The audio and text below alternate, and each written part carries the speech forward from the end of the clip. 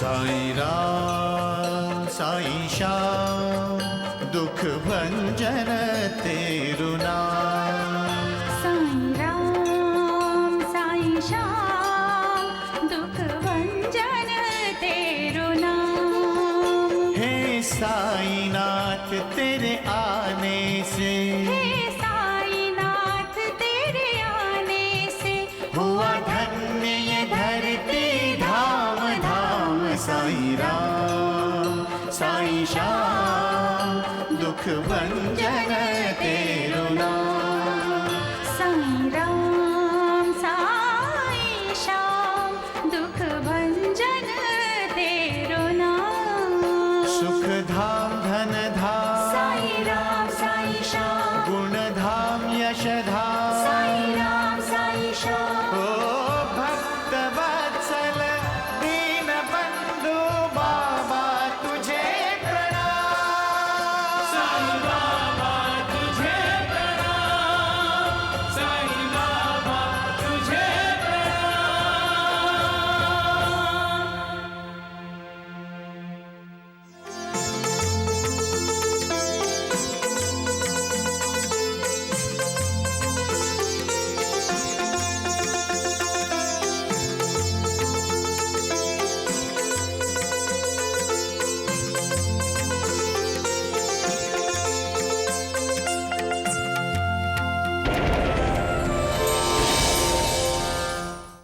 साईं बाबा मालिक हैं और मालिक का आशीर्वाद कभी झूठा नहीं जाता।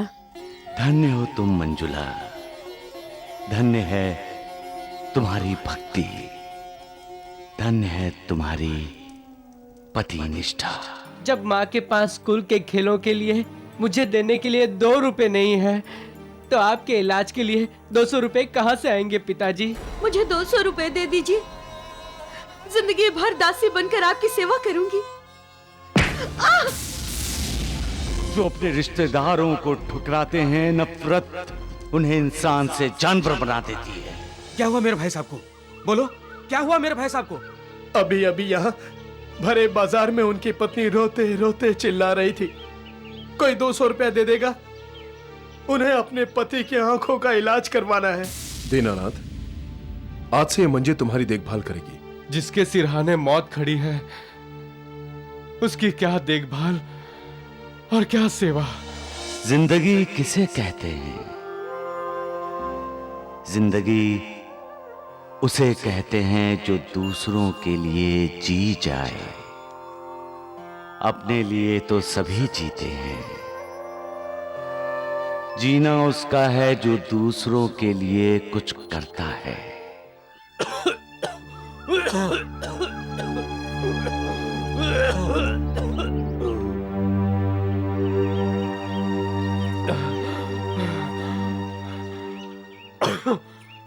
सच कहूं, जब से तुम आई हो मुझे अपनी पत्नी की याद आने लगी है। हमारी शादी नहीं हुई है, लेकिन मन ही मन हम दोनों एक दूसरे को अपना मान चुके हैं। लेकिन क्या करूं, उसकी भलाई के लिए मैंने उससे शादी करने के लिए इनकार कर दिया, क्योंकि मेरी शादी तो अब मौत से होने वाली है ना।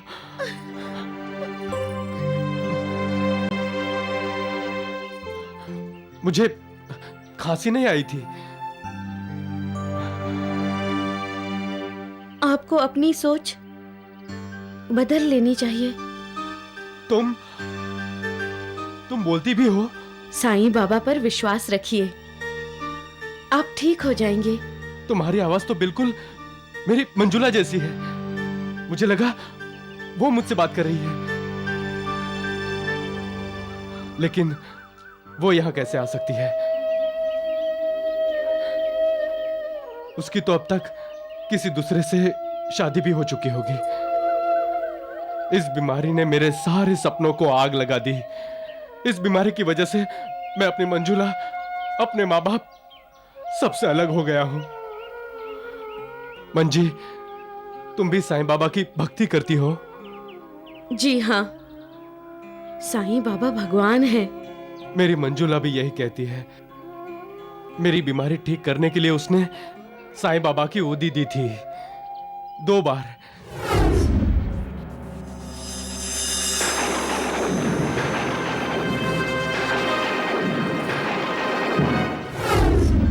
लेकिन मेरी बदकिस्मती देखो, दोनों बार उदी बाहर फेंक दी गई। आज लगता है मैंने अनजाने में अपनी मंजुला के साईं बाबा का अपमान किया है, जिसकी वजह से मेरी ये हालत हुई है। लगता है साईं बाबा ने मुझे माफ नहीं किया है और ना ही कभी करेंगे। साईं बाबा! साईं बाबा! साईं बाबा! साईं बाबा! साईं बाबा! साईं बाबा! साईं बाबा! साईं बाबा! साईं बाबा! मेरे पति को बचाइए साईं बाबा, मेरे पति को बचाइए। मुझसे उनकी हालत देखी नहीं जाती। मृत्यु का भय उनके मन में कुंडली मार कर बैठ गया है। इस भय को दूर कर दीजिए साईं बाबा, इस भय को हटा दीजिए। आप ही ने कहा था साईं बाबा कि आपने चराचर विश्व व्याप्त किया है और आप ही हर प्राणी मात्र में समाये हुए हैं। इसीलिए मैं इस वृक्ष में आपके दर्शन कर रही हूँ। मैं आपके शरण में आई हूँ साईं बाबा। या तो आप हम दोनों का उद्धार कीजिए या ठोकर मारकर अपने से दूर कर दीजिए।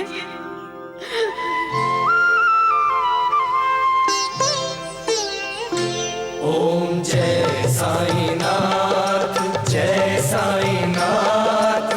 आदि न अंत तुम्हारा, तुम्हें श्रद्धा नमन हमारा। ओम जय साईनाथ, जय साईनाथ।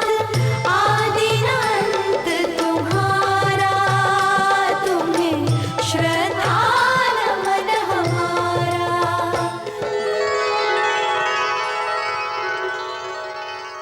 श्रद्धा और विश्वास भक्ति के नाम की गाड़ी के 2 पहिए हैं। उसी तरह सुख और दुख जिंदगी रूपी गाड़ी के 2 पहिए हैं। मालिक के इस संसार के कई उसूल हैं। उनमें से एक ये है कि जो दुख भोगता है एक ना एक दिन वो सुख भी भोगेगा, और जो सुख भोगता है उसे एक ना एक दिन दुख भी भोगना पड़ेगा। सुख दुख की मिकदार या मात्रा इंसान के अपने कर्मों पर निर्भर करती है। जैसा कर्म वैसा कर्म फल। लेकिन दुख में भी जिसकी श्रद्धा कम नहीं होती, जिसका विश्वास अटल रहता है, वो सच्चा भक्त होता है और उस पर मालिक की कृपा वर्षा होती है। सबका मालिक एक।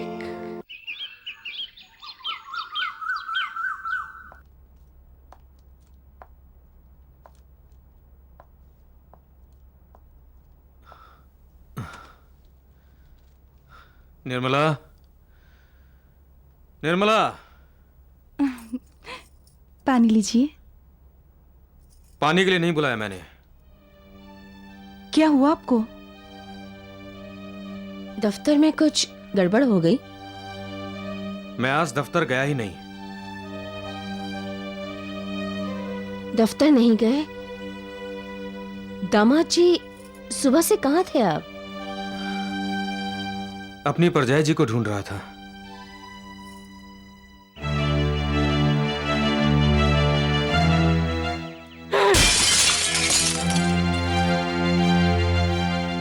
श्याम चाचा, श्याम चाचा।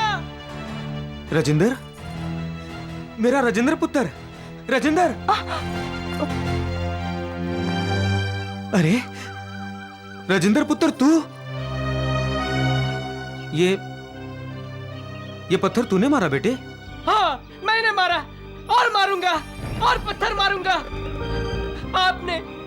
आपने मेरे पिताजी के साथ धोखा किया है, अपमान किया है मेरी माँ का। नहीं पुत्र, ये सच नहीं है राजेंद्र। झूठ मत बोलिए। माँ आई थी पिताजी के इलाज के लिए 200 रुपए मांगने आपके पास, लेकिन आप सब ने उनका अपमान किया और उन्हें अपने घर से बाहर निकाल दिया। वो सब छोड़ी सासू माँ, और ये बताइए, क्या परजाई जी यहाँ पर आई थी? मनीषा जी यहाँ नहीं तो।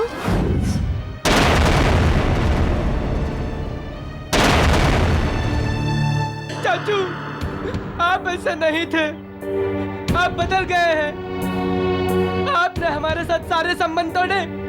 ठीक है, तो आज से मेरा भी आपके साथ कोई संबंध नहीं। मैं आपका राजेंद्र बेटा नहीं और आप मेरे श्याम सुंदर चाचा नहीं। राजेंद्र पुत्र, सुन तो। राजेंद्र पुत्र, सुन तो।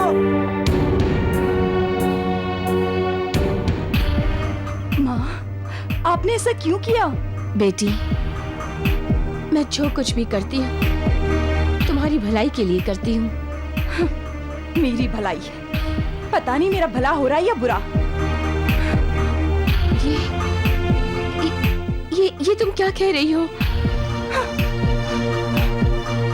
माँ, जब से मेरा भला करने के लिए तुमने रामलाल जी का बुरा किया है, इस घर का सुख चैन सब खत्म हो गया है।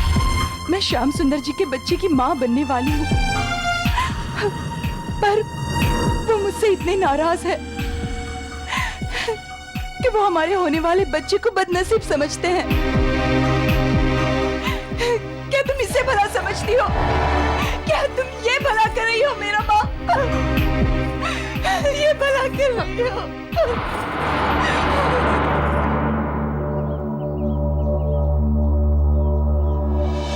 बच्चा भगवान का रूप होता है, सभी कहते हैं। क्यों कहते हैं? क्योंकि बच्चा निष्पाप होता है, सच्चा होता है। वो झूठ बोलना भी चाहे तो नहीं बोल सकता। कभी कभी बच्चे के मुंह से भगवान खुद बोलते हैं। बच्चे सिर्फ अपने माँ बाप और परिवार के ही नहीं, वो पूरे राष्ट्र का, पूरी कौम का भविष्य होते हैं। बच्चे के नाराज होने का मतलब है मालिक का नाराज होना, और बच्चे के खुश होने का मतलब है भगवान का खुश होना। लोग पूछते हैं मालिक की हंसी कैसी है? तो सुनो, बच्चों की हंसी जैसी ही भगवान की हंसी होती है। कहते हैं माँ बाप बच्चे के पहले गुरु हैं, लेकिन कभी कभी खुद बच्चे माँ बाप के गुरु बन जाते हैं। ऐसा सच बोलते हैं, ऐसा सच बोलते हैं कि माँ बाप की आंखें खुल जाती हैं। सबका मालिक एक।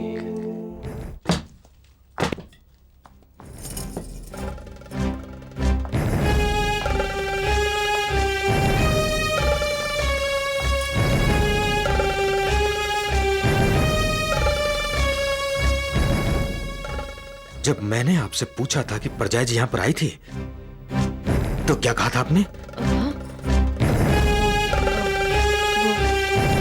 नहीं आई थी। झूठ बोल रही हैं आप। वो यहां पर आई थी, भाई साहब के आंखों के इलाज के लिए वो आपसे 200 रुपए मांगने आई थी और आपने उन्हें बेइज्जत करके वापस भेज दिया था, है ना? आप राजेंद्र की बातों पे विश्वास कर रहे हैं? हाँ, मुझे राजेंद्र की बातों पर विश्वास है, लेकिन ये बात मुझे राजेंद्र ने नहीं बताई, बल्कि शहर के लोगों ने बताया है। अभी अभी यहाँ भरे बाजार में उनकी पत्नी रोते रोते चिल्ला रही थी, मुझे 200 रुपए दे दो, मुझे मेरे पति के इलाज के लिए 200 रुपए दे दीजिए। नहीं तो उनके पति अंधे हो जाएंगे।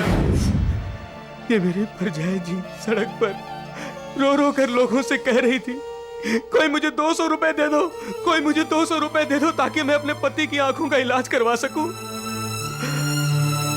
वो 200 रुपए परायों से मांग रही थी। मेरे जिंदा होते हुए मेरी परजाई जी दूसरों से पैसे मांग रही थी। लानत है मेरी जिंदगी पर। मैं क्यों जिंदा हूँ, क्यों जिंदा हूँ, क्यों जिंदा हूँ? दामाद जी। सासू माँ, आपका दामाद बनने से पहले मैं एक अनाथ, गरीब और बेसहारा बच्चा था। उस वक्त इस दुनिया में मेरा अपना कोई नहीं था। जब भाई साहब और परजाई जी ने मुझे सहारा दिया, रहने को घर दिया, प्यार दिया, ममता दी, मुझे बड़ा किया, रुपए पैसे दिए, इज्जत दी, नाम दिया, और आपने उन्हें क्या दिया? अपमान, बेइज्जती। वाह सासू माँ, वाह, बहुत अच्छा काम किया आपने।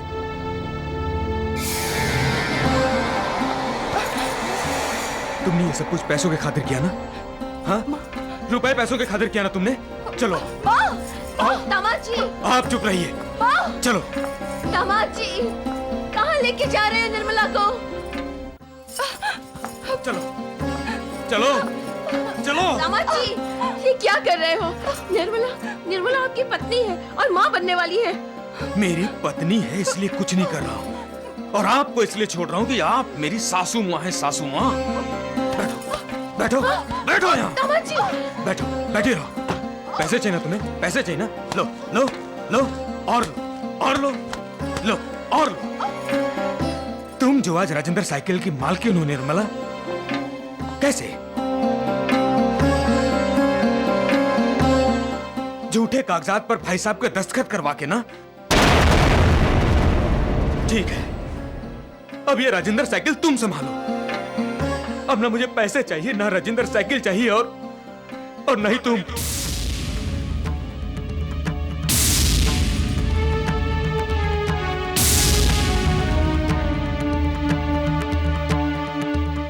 निर्मला, मैं तुमसे शादी करके पछता रहा हूं। लोग शादी करके आबाद होते हैं, मगर मैं तो बर्बाद हो गया निर्मला। हाँ, बर्बाद हो गया मैं, बर्बाद हो गया मैं।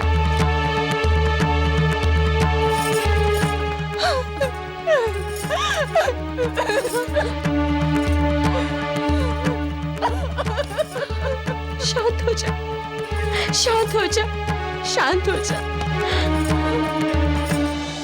हम जैसा करते हैं वैसा ही भरते हैं। इसीलिए तो कहते हैं जैसी करनी वैसी भरनी। जो बीज बोएंगे उसी की फसल होगी, और वही काटेंगे, वही खाएंगे। प्यार करो, प्यार मिलेगा। आदर करोगे, आदर मिलेगा। और अपमान करोगे तो मान कैसे मिलेगा? कभी नहीं मिलेगा। अपमान करोगे तो अपमान ही मिलेगा। धोखा करोगे किसी के साथ तो तुम्हें भी धोखा ही मिलेगा। वो मालिक सब बराबर करता है।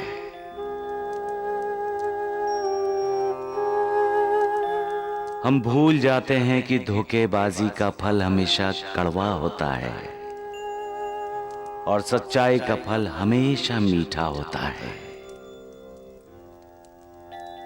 पेड़ को आदर्श मानकर चलोगे तो कभी किसी का बुरा नहीं करोगे, पेड़ पर पत्थर मारते हैं ना? और पेड़ बदले में क्या मारता है? नहीं, वो तो उल्टा फल देता है, और तुम्हें साथ साथ छाया भी। बन सको तो पेड़ बनो। सबका मालिक एक।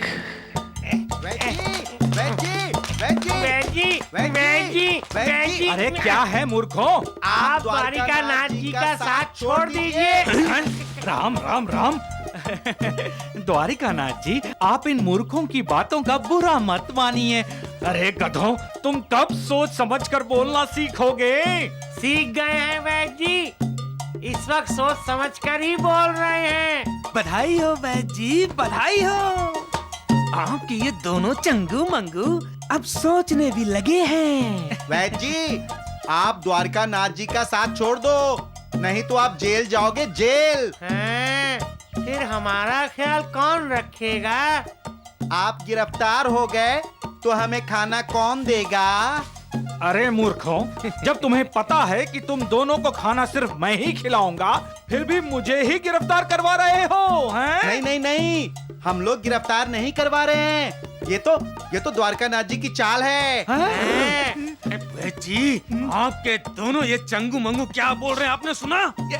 सही तो बोल रहे हैं वैद्य जी। द्वारिकानाथ जी शिरडी में जिस दारोगा को लेकर आए थे ना, वो वापस आ गया है। हाँ, उसके साथ में एक बड़ा अफसर भी है। अरे राम राम राम। बड़ा अफसर? हाँ, जैसे आपको तो कुछ मालूम ही नहीं है। अरे वो बड़ा अफसर सरकारी विश्राम गृह में विश्राम कर रहा है ना। अरे राम राम राम राम। सरकारी विश्राम गृह?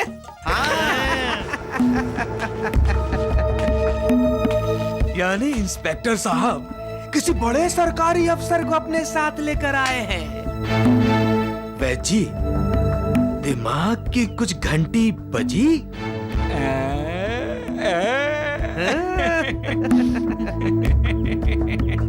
घंटी? वैद्य जी, आपके दिमाग में क्या घंटी टंगी है? हमको पहले पता होता तो कभी कभी हम भी बजाते ना।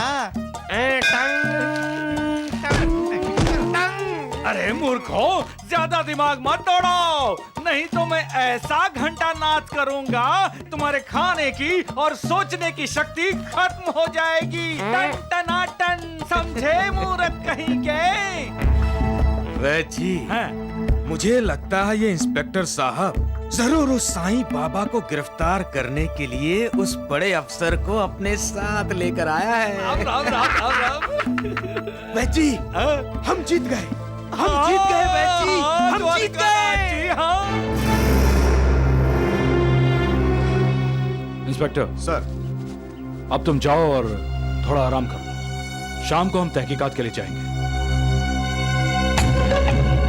और सुनो, साईं बाबा को इस बात की खबर नहीं होनी चाहिए कि हम यहाँ आए हैं, नहीं तो वो फरार भी हो सकता है। जी सर। और यहाँ के फौजदार को बोल दो कि साईं बाबा पर नजर रखें। Yes sir.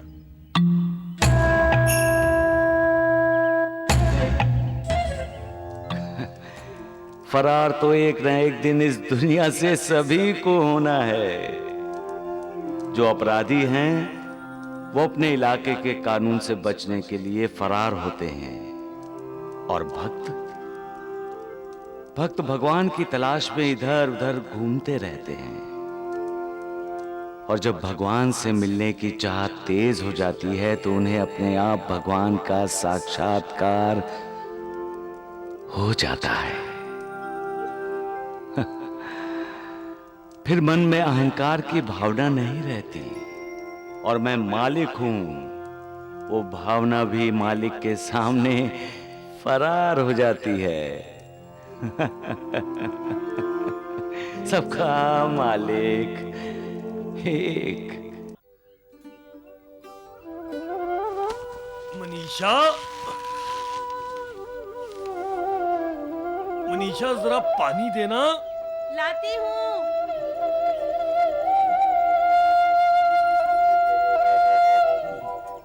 लीजिए। ये राजेंद्र कहाँ गया? खेलने गया होगा, यहीं आसपास आ जाएगा। पता नहीं आजकल कहाँ चला जाता है। घंटों गायब रहता है और कुछ बताकर भी नहीं जाता। और आप उससे कुछ कहते भी नहीं। क्या बोलूं, कैसे बोलूं? मेरी आंखें नहीं है ना, देखूं तो कहूं भी ना। राजेंद्र कहाँ थे अब तक? चाचू के घर गया था। इतनी दूर? क्यों गया था?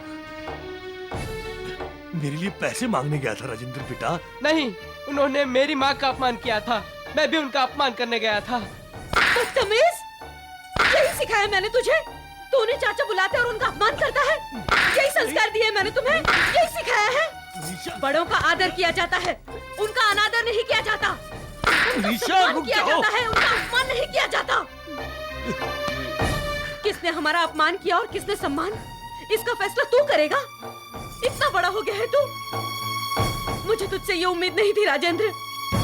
आज तूने मेरा सर शर्म से झुका दिया है। आज तूने अपने चाचा का अपमान किया है, कल अपने पिताजी का करेगा, फिर मेरा अपमान करेगा। माँ, मुझे माफ कर दो माँ, मुझसे गलती हो गई। दोबारा ऐसी गलती नहीं करूंगा, नहीं करूंगा माँ।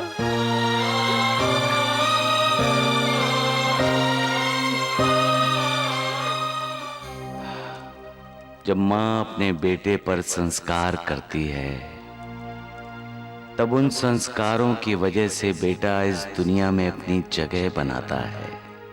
जिस पर अच्छे संस्कार होते हैं वो गरीब होकर भी अमीर है, और जिस पर अच्छे संस्कार नहीं हुए वो अमीर होकर भी गरीब है। यही संस्कार का महात्म्य है। जो अपने संस्कार भूल जाता है उसका अधोपतन निश्चित है। और बुरे से बुरे हालात में भी जो इंसान अपने संस्कार नहीं भूलता उसकी उन्नति निश्चित है। सबका मालिक एक।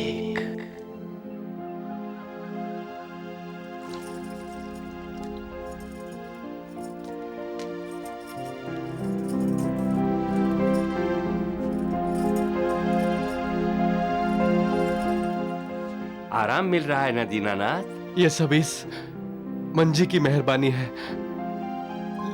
लेकिन क्या? लेकिन ये बेचारी भी क्या कर सकती है। अब आराम है, बाद में तो हैराम होने ही वाला है।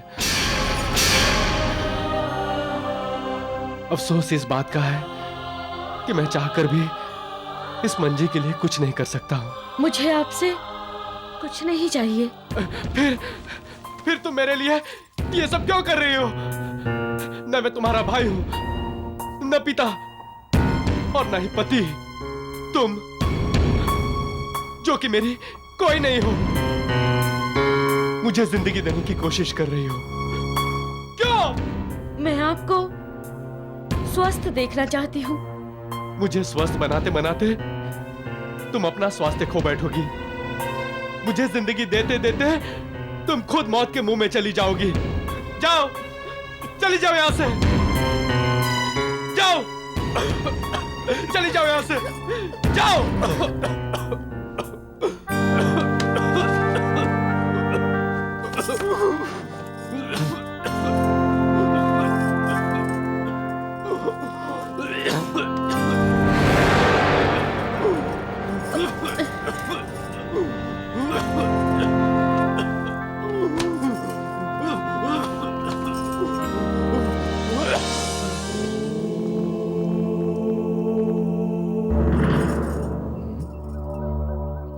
अरे तुम कहां जा रही हो?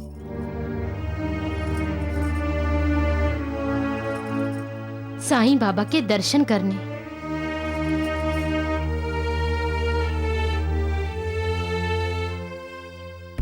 ये कैसे हो सकता है?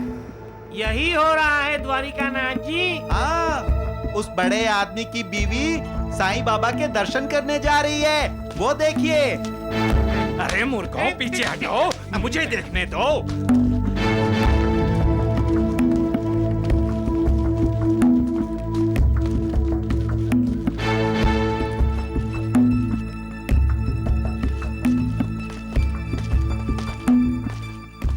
राम राम राम।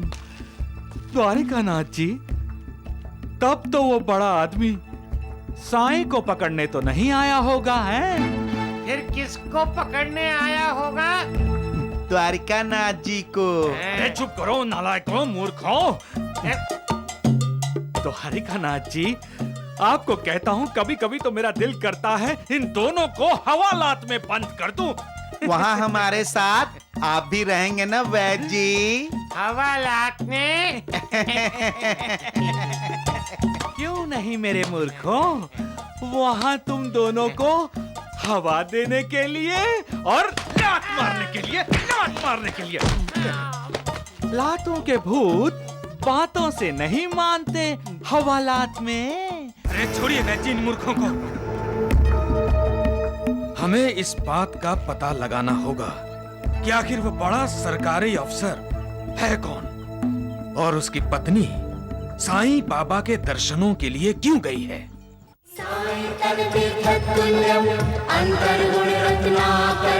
साई सर्वसुखधामं साईनाथ नमोस्तुते।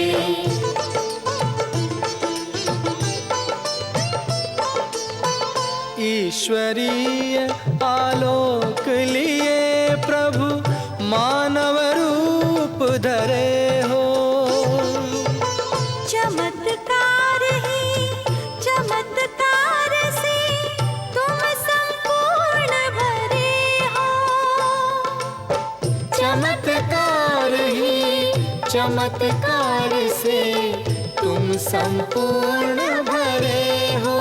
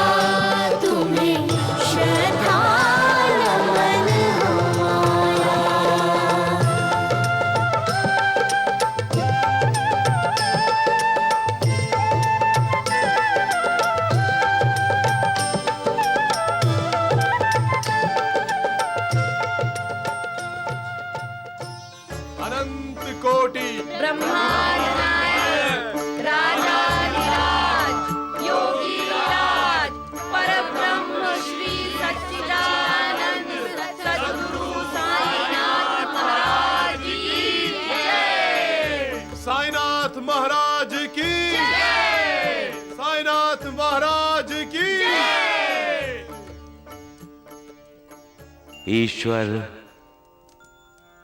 हम सब में वास करते हैं। जिसे हम अंतरात्मा की आवाज कहते हैं वो ईश की आवाज होती है। हमारी अंतरात्मा हमें योग्य मार्ग का हमेशा दर्शन कराती है। इसलिए हर इंसान को अपनी अंतरात्मा की आवाज सुननी चाहिए। कभी कभी इंसान दुविधा में पड़ जाता है, क्योंकि जब उसके मन की आवाज उसकी अंतरात्मा की आवाज से टकराती है तो उसकी समझ में नहीं आता कि वो किसकी आवाज सुने। उस समय हमें अपनी अंतरात्मा की आवाज सुननी चाहिए, क्योंकि वो सच की आवाज है, ईश्वर की आवाज है। सबका मालिक एक।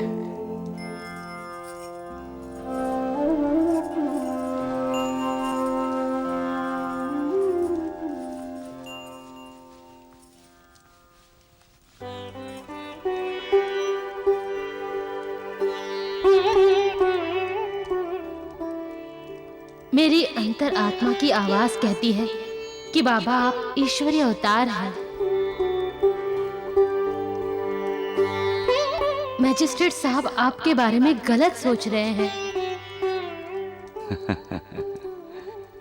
तुम न्यायाधीश साहब की न्याय पद्धति से परेशान हो बेटी। महालसापति,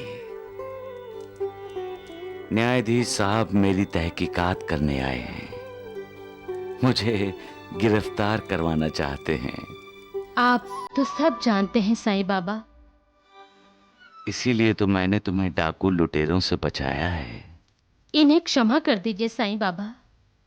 क्षमा किस लिए? न्यायाधीश साहब ने कौन सा अपराध किया है? वो तो अपना कर्तव्य निभाने आए हैं। कर्तव्य निभाना यानी मालिक की पूजा करना। जिस पर मालिक की कृपा होती है वही तो अपना कर्तव्य निभा पाते हैं। आप बहुत दयालु हैं साईं बाबा। मैं यहाँ सबको करुणा देने आया हूँ बेटी, सबका मार्गदर्शन करने आया हूँ।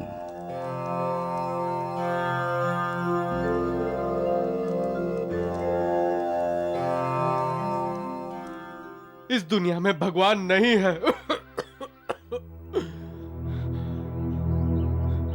अगर भगवान होता तो मेरी तरह उसकी दुनिया के लोगों को यह जानलेवा बीमारी नहीं होती। आप भगवान पर अविश्वास मत दिखाइए।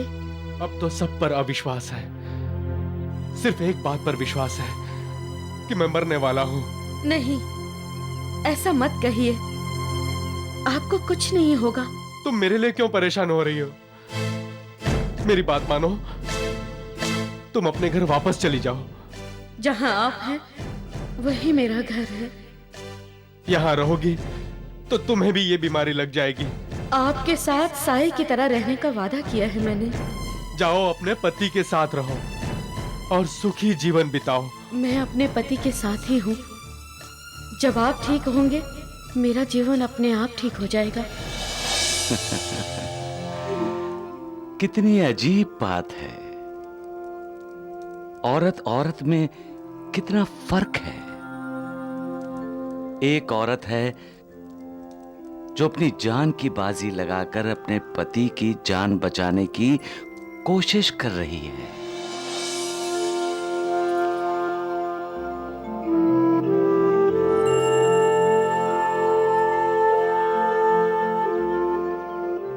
तो दूसरी औरत अपने पति के लिए पूरी दुनिया से दुश्मनी मोल लेने के लिए तैयार है, क्योंकि उसका पति ही उसके लिए सब कुछ है, सर्वस्व है।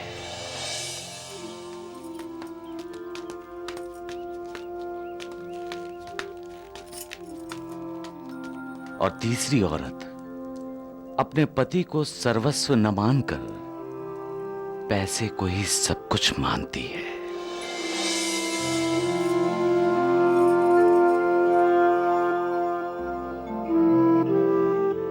पैसा तो मिल गया उसे,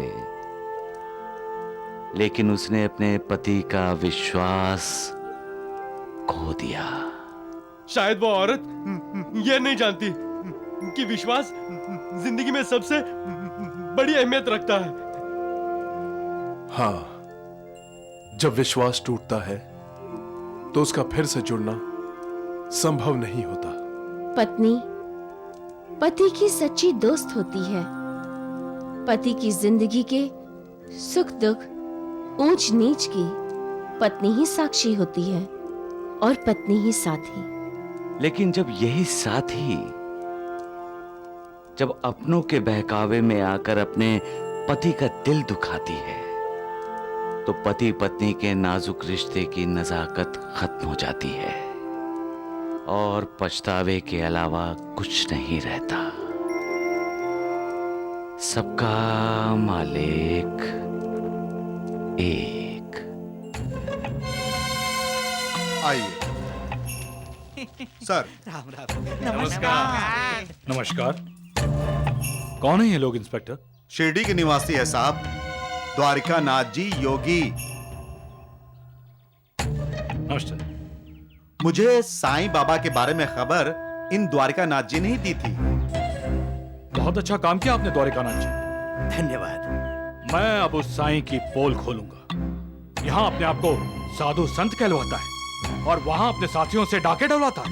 जी हाँ, अरे जल्द से जल्द गिरफ्तार कर लीजिए उस बहरूपिया को। क्यों वैद्य जी? हाँ हाँ बिल्कुल। बिल्कुल ऐसा ही होगा द्वारिकानाथ जी। मैं खुद तहकीकात करने के लिए द्वारका माई जाऊंगा। अरे राम राम, आप भला वहां क्यों जाएंगे? उस ढोंगी साई को यहाँ बुलवा लीजिए ना। हाँ,